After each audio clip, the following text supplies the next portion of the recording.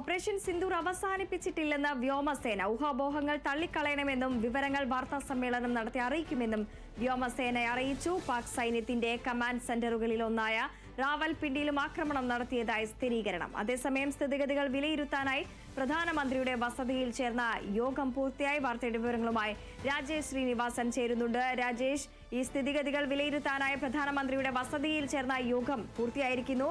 ഈ യോഗത്തിലെ പ്രധാന തീരുമാനങ്ങൾ തുടങ്ങിയ വിവരങ്ങൾ എന്തൊക്കെയാണ്?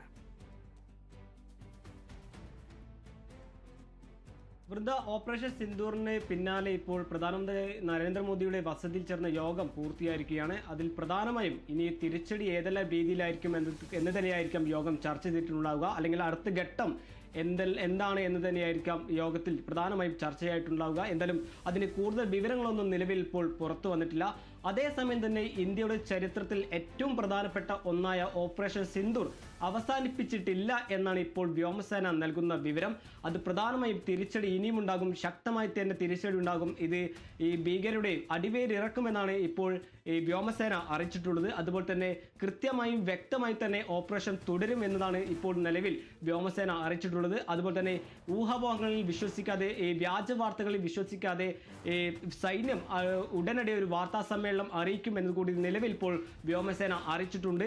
ഈ പാകിസ്ഥാന്റെ ഭാഗത്തു നിന്നും വളരെ വലിയ രീതിയിലുള്ള ഒരു വ്യാജ വാർത്തകളും വ്യാജ പ്രചരണങ്ങളും പുറത്തുവിട്ടിരുന്നു. അത് പ്രധാനമായും ഇന്ത്യൻ സൈനികരടക്കം അല്ലെങ്കിൽ ഇന്ത്യയുടെ പ്രധാനപ്പെട്ട വ്യോമത്താവളം തകർത്തു എന്ന് തുടർന്നുള്ള വിവരങ്ങളെല്ലാം പാകിസ്ഥാൻ വ്യക്തമാക്കിയിരുന്നു. എന്നാൽ അതിനെല്ലാം യഥാർത്ഥ ചിത്രമുണ്ട്, അല്ലെങ്കിൽ നിലവിലെ ചിത്രം പങ്കുവെച്ച് ഇന്ത്യൻ വ്യോമസേന പ്രതിരോധിക്കുന്ന ഒരു സാഹചര്യം ഉണ്ടായിരുന്നു. എന്തായാലും ഇന്ത്യയുടെ ചരിത്രത്തിൽ ഏറ്റവും പ്രധാനപ്പെട്ട ഒന്നായ ഓപ്പറേഷൻ സിന്ദൂർ ഇപ്പോൾ അവസാനിപ്പിച്ചിട്ടില്ല. ഈ ഭീകരവാദ പ്രവർത്തനത്തിനുള്ള പോരാട്ടം തുടരും, അതിശക്തമായി തന്നെ തുടരുമെന്നാണ് നിലവിൽ ഇപ്പോൾ വ്യോമസേന അറിയിച്ചിട്ടുള്ളത്. അതിൻ്റെ കൂടുതൽ വിവരങ്ങളുമായി ഇപ്പോൾ അടുത്ത ദിവസം തന്നെ ഒരു വ്യോമസേന ഒരു വാർത്താ സമ്മേളനം നടത്തി കൂടുതൽ വിവരങ്ങൾ പുറത്തുവിടും എന്ന് തന്നെയാണ് നിലവിൽ ഇപ്പോൾ പുറത്തുവിട്ടുള്ള വിവരം. അതേസമയം തന്നെ ഈ റാവൽപിണ്ടിയിലെ പാക് കമാൻഡ് സെന്റർ അടക്കം ഇന്ത്യ ആക്രമണം നടത്തിയതായി ഇപ്പോൾ പ്രതിരോധ മന്ത്രി രാജ്നാഥ് സിംഗ് അറിയിച്ചിട്ടുള്ളത്. ഇത് പ്രധാനമായും ഓപ്പറേഷൻ സിന്ദൂർ ഒരു കേവലം സൈനിക നടപടി മാത്രമല്ല, ഇന്ത്യൻ രാഷ്ട്രീയ സാമൂഹിക ഇച്ഛാശക്തിയുടെ ഒരു പ്രതീകമാണ് ഓപ്പറേഷൻ സിന്ദൂർ എന്നതാണ് ഇപ്പോൾ രാജ്നാഥ് സിംഗ് അറിയിച്ചിട്ടുള്ളത്. അതുപോലെ തന്നെ ഭീകരവാദ പ്രവർത്തനം നടത്തിയവരെ തിരഞ്ഞ് അല്ലെങ്കിൽ പിന്തുടർന്ന് ഇല്ലാതാക്കുമെന്ന് തന്നെയാണ് നിലവിൽ ഇപ്പോൾ പ്രതിരോധ മന്ത്രിയും അറിയിച്ചിട്ടുള്ളത്. എന്തായാലും ഈ വെടിനിർത്തലിന് പുറമെ അല്ലെങ്കിൽ ഇന്ത്യയും പാകിസ്ഥാനും ഇടയിലുള്ള വെടിനിർത്തൽ ധാരണ പാകിസ്ഥാൻ ഇന്നലെ രാത്രി ലംഘിച്ചതിന് ശേഷമാണ് ഒരു സാഹചര്യം വിലയിരുത്താൻ പ്രധാനമന്ത്രി നരേന്ദ്രമോദിയുടെ വസതിയിൽ ഒരു യോഗം ചേർന്നത്. അത് അവസാനിച്ചിരുന്നു. അതിൻ്റെ കൂടുതൽ വിവരങ്ങളെല്ലാം വരും മണിക്കൂറിലോ അല്ലെങ്കിൽ ഇന്ത്യ തുടരുന്ന അടുത്ത ഘട്ടം എന്നെല്ലാം നിലവിൽ പുറത്തുവിടും. എന്തായാലും വെടിനിർത്തൽ പ്രഖ്യാപിച്ച് 2 മണിക്കൂറിലാണ് വീണ്ടും പാകിസ്ഥാൻ ഇന്നലെ രാത്രിയോടൊരു ആക്രമണം നടത്തിയത്. അതിൽ നിയന്ത്രണ രേഖയിലും പ്രധാനമായും അന്താരാഷ്ട്ര അതിർത്തിയിലുമാണ് പാകിസ്ഥാൻ ഒരു പ്രകോപനം നടത്തിയത്. ഇത് ഇന്നലെ നടത്തിയിരുന്ന യോഗത്തിന് ശേഷം ഇന്ത്യ ഒരു ശക്തമായി തന്നെ തിരിച്ചടിക്കാനും അതുപോലെ തന്നെ ഇനിയൊരു പാക് പ്രകോപനം ഉണ്ടായാൽ അത് യുദ്ധമായി കണക്കാക്കുമെന്നാണ് ഇപ്പോൾ വിദേശകാര്യ സെക്രട്ടറി വിക്രം മിശ്രി അറിയിച്ചിട്ടുള്ളത്. എന്തായാലും ഇന്ത്യയുടെ ചരിത്രത്തിലെ ഏറ്റവും പ്രധാനപ്പെട്ട ഓപ്പറേഷൻ സിന്ദൂർ, ഈ ഭീകരവാദ പ്രവർത്തനത്തിന് എതിരെയുള്ള ഓപ്പറേഷൻ സിന്ദൂർ അവസാനിപ്പിച്ചിട്ടില്ല എന്ന് തന്നെയാണ് ഇപ്പോൾ വ്യോമസേന അറിയിച്ചിട്ടുള്ളത്. അതിനെ അല്ലെങ്കിൽ അടുത്ത ദിവസത്തിനകം ഇപ്പോൾ വ്യോമസേന ഒരു വാർത്താ സമ്മേളനം നടത്തി ഈ പ്രധാനപ്പെട്ട പാക് സൈനിക കേന്ദ്രമായ റാവൽപിണ്ടി അടക്കം ഏതെല്ലാം രീതിയിൽ പ്രതിരോധം അല്ലെങ്കിൽ ആക്രമണം നടത്തിയെന്നുള്ള കൂടുതൽ കാര്യങ്ങളെല്ലാം വ്യോമസേന അറിയിക്കുമെന്നൊരു കാര്യം കൂടി നിലവിൽ ഇപ്പോൾ പുറത്തു വന്നിട്ടുണ്ട്. അതേസമയം തന്നെ ഈ പാകിസ്ഥാന്റെ ഏവിയേഷൻ നെറ്റ്വർക്കിൽ നിർണായകമായ ഈ റഹീം യാർ ഖാൻ വ്യോമത്താവളം തകർത്തു എന്നതാണ് ഇപ്പോൾ ഈ പ്രധാന പാക് മാധ്യമമായ ഡോൺ ന്യൂസ് അറിയിച്ചിട്ടുള്ളത്. ഇത് ഇന്ത്യയുടെ തിരിച്ചടികൾ പാകിസ്ഥാൻ വിസമ്മതിക്കുന്ന ഒരു സാഹചര്യത്തിലാണ് ചിത്രങ്ങൾ സഹിതം അല്ലെങ്കിൽ പാക് മാധ്യമം തന്നെ ഇതുപോലെ ഒരു റിപ്പോർട്ട് പുറത്തുവിട്ടിട്ടുള്ളത്. എന്തായാലും പാകിസ്ഥാന്റെ ഏവിയേഷൻ നെറ്റ്വർക്കിൽ നിർണായകമായ ഒരു വിമാനത്താവളമാണ് ഇന്ത്യയുടെ തിരിച്ചടിയിൽ തകർന്നതെന്നാണ് ഇപ്പോൾ നിലവിലെ ഡോൺ ന്യൂസ് പുറത്തുവിട്ട പ്രധാന വിവരം. ഇത് പ്രധാനമായും പാകിസ്ഥാനിലെ ഏറ്റവും പ്രധാനപ്പെട്ട ഒരു വാർത്താ ഏജൻസി അല്ലെങ്കിൽ ഒരു വാർത്താ ചാനൽ തന്നെയാണ്. ഈ പാക് അല്ലെങ്കിൽ ഇന്ത്യയുടെ ആക്രമണങ്ങൾ പാക് ഭരണകൂടം നിഷേധിക്കുന്നതിനിടയിലാണ് ഇപ്പോൾ പാക് മാധ്യമങ്ങൾ തന്നെ ഇപ്പോൾ നാശനഷ്ടങ്ങൾ റിപ്പോർട്ട് ചെയ്തിരിക്കുന്നത്.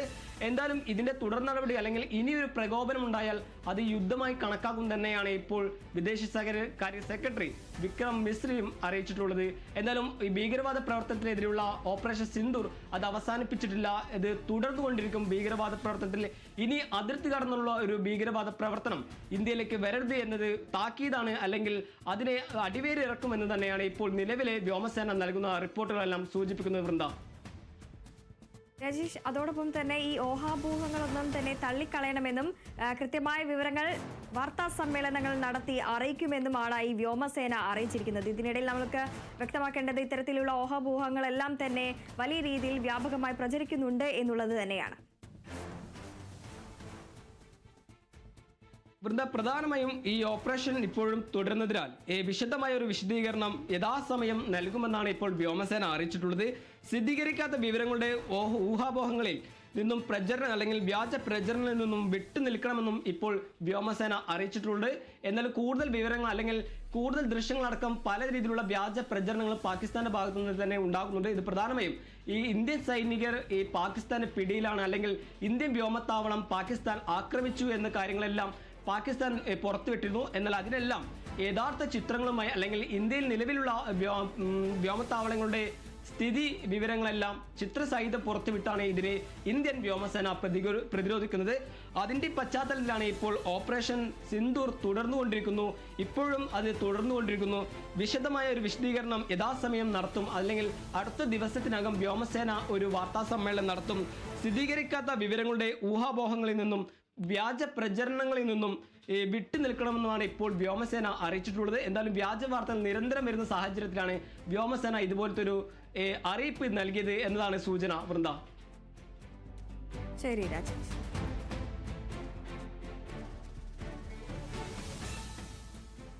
ഇന്ത്യ ബ്രഹ്മോസ് മിസൈൽ തൊടുത്തെന്ന് പാകിസ്ഥാൻ സൈന്യം. ബ്രഹ്മോസ് മിസൈൽ ഉപയോഗിച്ച് റാവൽപിണ്ടി വ്യോമതാവളം ആക്രമിച്ചെന്നാണ് പാക് ആരോപണം. പാക് സൈന്യത്തെ ഉദ്ധരിച്ച് പാക് മാധ്യമങ്ങളിൽ